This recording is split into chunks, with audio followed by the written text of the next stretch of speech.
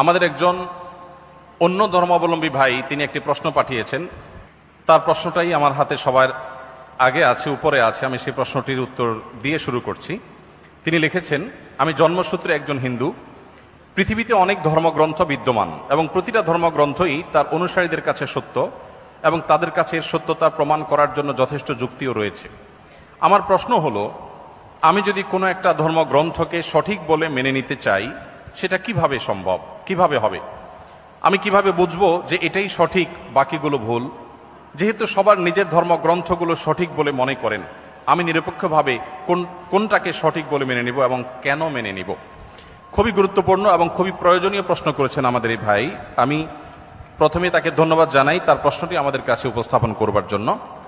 আর এর উত্তরে আমরা বলতে চাই যে দেখুন, আল্লাহ রাব্বুল আলামিন প্রত্যেকটা মানুষকে জন্মসূত্রে আল্লাহর ভাষায় আল্লাহ নবী সাল্লাল্লাহু আলাইহি সাল্লামের মাধ্যমে আল্লাহ তাআলা ব্যক্ত করেছেন, ওয়াহী গায়রে মাকতুর মাধ্যমে ব্যক্ত হয়েছে যে কুল্লু মৌলুদিন ইউলাদু আলাল ফিতরাহ, প্রতিটি মানুষ জন্মসূত্রে ঈমানদার হয়ে জন্মগ্রহণ করে।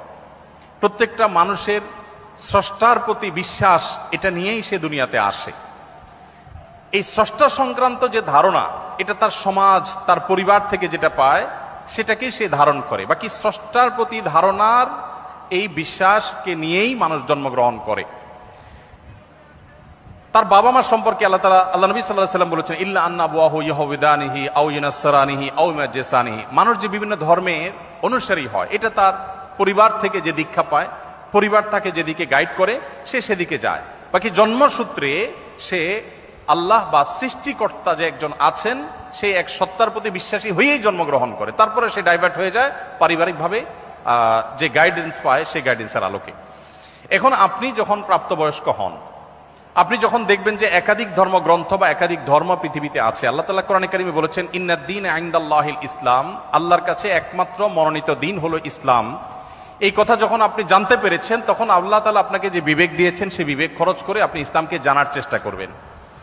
আমরা যদি কেউ অন্য ধর্মকে জানার চেষ্টা করি, বিশেষ করে আমার যে ভাই প্রশ্ন করেছেন তিনি এবং আরো যারা অন্যান্য ধর্মে আছেন, আমি যদি বলতে চাই যে তারা যদি ইসলামকে জানার চেষ্টা করেন নির্মোহভাবে, তারা যদি সত্যানুসন্ধানী দৃষ্টি নিয়ে ইসলামকে স্টাডি করেন, কোরআনকে তারা পাঠ করেন এবং পড়েন, আমার বিশ্বাস একটা সময় তারা ইসলামের সত্যতাকে খুব সহজে, খুব স্বাভাবিকভাবে উপলব্ধি করতে পারবেন। যেহেতু তিনি একজন সৃষ্টিকর্তায় বিশ্বাস করেন, অতএব সৃষ্টিকর্তার কাছে তার আকুতি থাকা উচিত, প্রার্থনা থাকা উচিত, হে মহান সৃষ্টিকর্তা, আপনি আমাকে গাইড করেন এবং নিজের বিবেক, বুদ্ধি সবগুলোকে উন্মুক্তভাবে তিনি ব্যবহার করে তিনি কোরআনকে, আল্লাহর দ্বীনকে তিনি বোঝার চেষ্টা করা দরকার। এটা যে কোনো ধরনের মানুষের জন্যই প্রযোজ্য যে আপনি পারিবারিকভাবে যে দ্বীন পেয়েছেন, সেই দ্বীনকে আপনি রপ্ত করেন, বুঝেন। অন্য ধর্মাবলম্বী ভাই যারা আছেন তাদেরকে আমরা বলবো যে কোরআন আপনারা নির্মোহভাবে একটু পড়ার চেষ্টা করুন। ফ্রান্সের একজন পলিটিশিয়ান, তিনি একসময় ইসলামের প্রতি অনেক বেশি বিদ্বেষ লালন করতেন। 2009, 10, 11 এই সময়টাতে আমি সোশ্যাল মিডিয়াতে, আমার ফেসবুক আইডিতে তার ছবি, নাম দিয়ে অনেক লেখালেখি করেছি তার ইসলাম বিদ্বেষের কারণে, মুসলমানদের প্রতি বিদ্বেষের কারণে। বেশ কিছুদিন পর, বোধহয় গত কিছুদিন আগে, এক ভদ্রলোক আমাকে দেখালেন ইউটিউবে তার একটা ভিডিও। আমি দেখে তো অবাক হলাম যে এই ভদ্রলোক একজন পলিটিশিয়ান ছিলেন, পাওয়ারফুল পলিটিশিয়ান ছিলেন। তিনি কোরআন এবং নবী করিম সাল্লাল্লাহু আলাইহি ওয়াসাল্লামের সিরাত, এটাকে অধ্যয়ন করে উনি অধ্যয়ন করেছেন হলো মুসলমানদের দোষ ধরার জন্য, কিন্তু অধ্যয়ন করে তিনি একটা পর্যায়ে ইসলাম গ্রহণ করেছেন।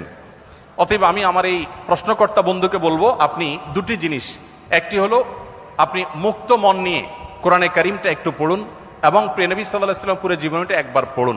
আপনি এটা পড়ার পর, মুক্ত মনে পড়ার পর, আপনার বিবেক আপনাকে গাইড করবে যে মুহাম্মদ সাল্লাল্লাহু আলাইহি ওয়াসাল্লামের যে দ্বীন আল্লাহর পক্ষ থেকে তিনি আমাদের সামনে উপস্থাপন করেছেন, এটা আল্লাহর পক্ষ থেকে আনিত ধর্ম এবং একমাত্র সত্য ধর্ম।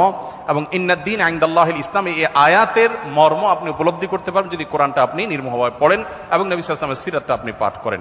আল্লাহ তাআলা আমাদের সবাইকে হেদায়েতের পথে পরিচালিত হওয়ার তৌফিক দান করুন।